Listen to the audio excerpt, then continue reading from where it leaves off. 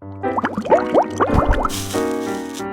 guys, it's Jeff from Fresher Luck, and today, boy oh boy am I excited. Now, if you've been following my travels, you know that my favorite place to stop for gas, or really any convenience store in general, is this place that has a little beaver called Buc-ees, right? And they sell this amazing thing there called Beaver Nuggets, which are essentially taste like a puffed corn, coated like in this really over-the-top decadent maple syrupy hardness. And you just pop them in your mouth and don't realize how much amazingness you're eating until your shirt starts to feel a little too snug. Now, because Buc-ees isn't available all over the world, or even all over the United States right now, it's pretty concentrated to where? I believe Texas, Tennessee, Georgia, Alabama, Florida, am I right? Maybe?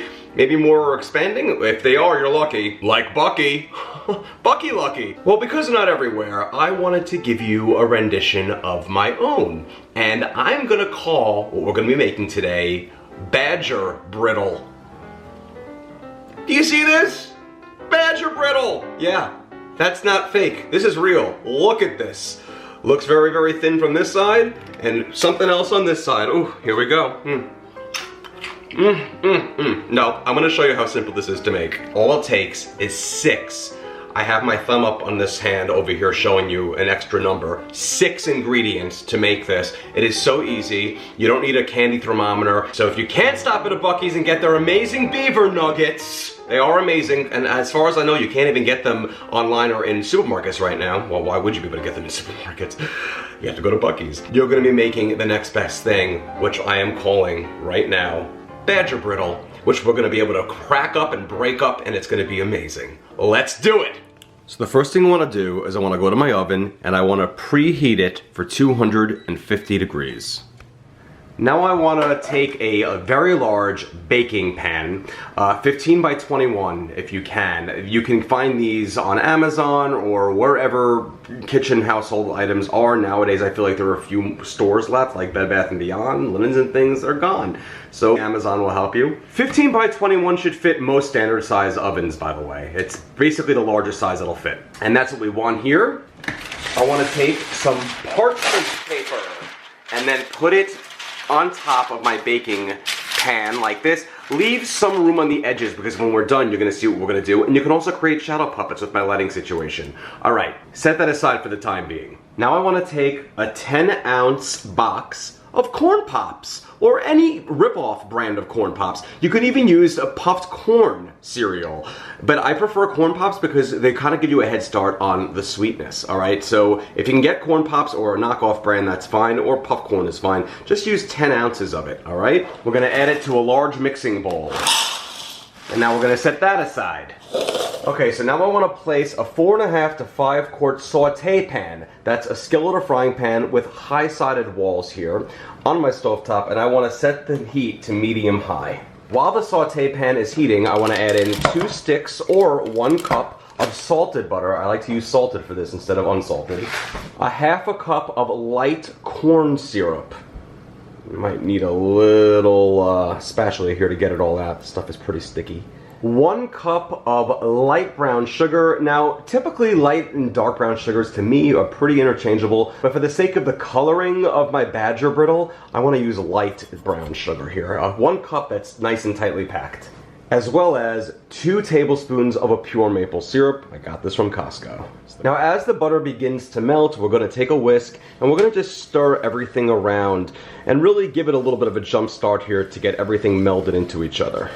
Okay, and once our butter has melted and the lumps of brown sugar have been completely smoothed out and we have this wonderful liquid situation going on, you're gonna start to smell this incredible aroma and everyone's gonna come running to the kitchen being like, what is that? Now you're gonna see a bubbling is gonna begin to form at this point. Again, we're on medium-high heat. As soon as this happens, start a timer for 2 minutes and then whisk for the full 2 minutes. This is your exercise portion, and believe me, with how decadent and sweet this treat's gonna be at the end, we could use a little bit right now. 2 minutes, we're gonna whisk it as it bubbles. Don't stop whisking, keep doing it. Almost there, 30 seconds to go. Okay, and after 2 minutes, I'm now going to turn the heat off and immediately remove the pan from the heat and immediately place it on a trivet or cutting board on the counter. From there, I want to add in 1 teaspoon of baking soda, not powder, and then whisk that in. And what the baking soda is going to do is it's going to make it become very, like, puffy looking almost, or frothy. You see this? Okay, as soon as we whisk this in, don't do it for any more than 15 seconds. We're now going to take our bowl of corn pops and we're going to pour this, or take the whisk and add it over it. Do this pretty quickly. And now taking 2 salad tossers, or tongs or whatever, not tongs, salad tossers, we're going to mix everything together.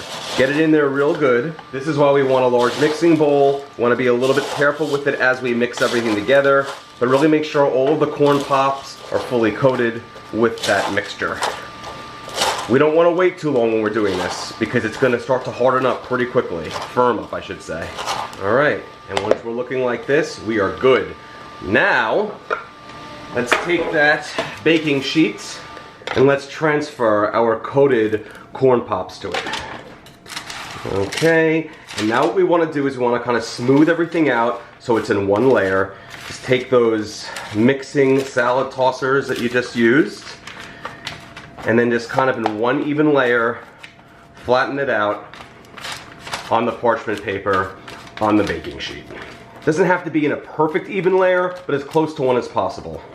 Okay, that's looking good for now. Now we're going to open our oven that's now been preheated at 250 degrees, place our giant 15 by 21 pan on it, and the middle rack, you see that? It fits perfectly, and then close it. We're gonna bake this for between 40 to 45 minutes total, but set a timer for 20 minutes because after 20 minutes we're gonna wanna stir things up a bit. And after 20 minutes of our Badger Brittle baking, I'm going to pull out the drawer here, or you can take this out and place it on your stove. And I want to give everything a good stir at this point, okay? Right now, it's going to be very easy to stir because everything is pliable from the heat of the oven, making the mixture really, really easy to spread around. So just give everything kind of like a little bit of a stir right on the parchment paper, right on top of the baking sheet, and then just lay it out again. Now, if you're anything like me and you're a little impatient, you might want to try one of these out right now, but I'm telling you, if you do, they're going to taste super soggy, but that's all going to change after they bake for these final 20 to 25 minutes. All right, we have mostly an even layer. This is looking perfect. Just kind of smooth it out. Excellent. Back in the oven for another 20 to 25 minutes. Okay, and after another 20 minutes, so 40 minutes total, I'm gonna pull this out and look at how beautiful that looks. We now have Badger Brittle. What I wanna do now is I want to take my pan and put it on the stove for a cool place. And now I wanna take the edges, this is why I had some spillover here, of the parchment paper, and I wanna just drag it to a cool surface, which is my countertop, and then just let it rest here for about 5 to 10 minutes and just let it cool. That's all we gotta do. And after about 5 to 10 minutes of cooling, you're gonna see, you're gonna have one gigantic layer of a brittle. Look at, watch this. See this? Brittle. And I wasn't kidding. Look at the brittle. Look at it. I could literally pick it up and eat it like, should I? Okay. You hear that crunch? You hear it? And now what you can do is you can break it up. And let me show you how I like to store this. It's very simple. I take a gallon Ziploc bag and then I just take the brittle, kind of rip it up, and then just kind of put it in there and kind of press it apart. Depending on how chunky you want your brittle, it's up to you. Add it into the bag and then kind of just give it a little press. Just do that with the remainder of all this. Oh, look at this big piece. Right in the bag it goes. And then just kind of break it up in there so it all falls apart in the bag directly. And then when all said and done, you'll have your Badger Brittle right in the bag, ready to eat. Voila, presto. And I have some chunky pieces and I have some individualized pieces. However much you want to break it up is up to you. But in the meantime, I'm going to try this out. Let's do it. Okay, it's time to try these bad boys out. Let's do it. Here we go.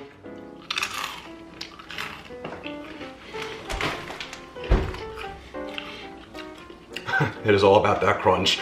Okay, first of all, they taste like a combination of like a Beaver Nugget and a Rice Krispie treat all at the same time. it's maple syrup situation going on here too that is beyond unbelievable. Now, whether you want to reach in here and grab it independently or as a cluster, grab all that you can muster, because I'm telling you, Buster, this is some seriously good snacking. Munch the crunch. And look at this entire bag I have left. This is gonna make a fantastic snack for the family, the kids, for yourself, or it's a great gift for other people. True, the holiday season might be over technically, and it might be the gloom and doom of the next few months of the winter. Like right now, it's so gloomy and disgusting outside. But who's to say you can't keep the holiday cheer going by bringing somebody a nice big old bag full of my Badger Brittle?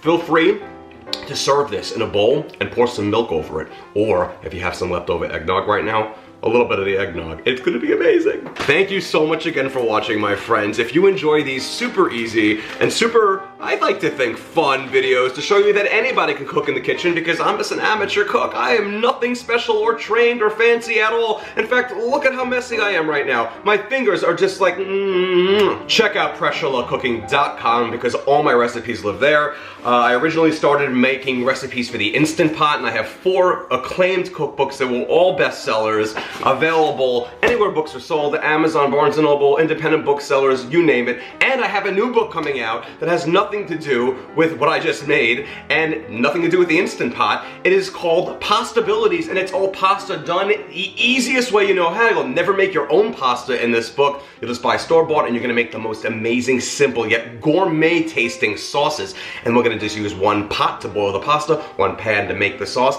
and then we're gonna marry the 2, and it is unbelievably good. Check that out. Thank you so much again for watching. Check me out at facebook.com/PressureLoveCooking. Make sure you like that page anytime I announce anything new, like a new book or a new recipe or something fun, anything like that. Follow me on all the socials at PressureLoveCooking, or my name, Jeffrey Eisner. And thank you so much again for watching, my friends. And the next time you want to make something that's nice and simple and easier to solve than a riddle, well, just take 6 ingredients and make my fantastic Badger Brittle. Enjoy. So good!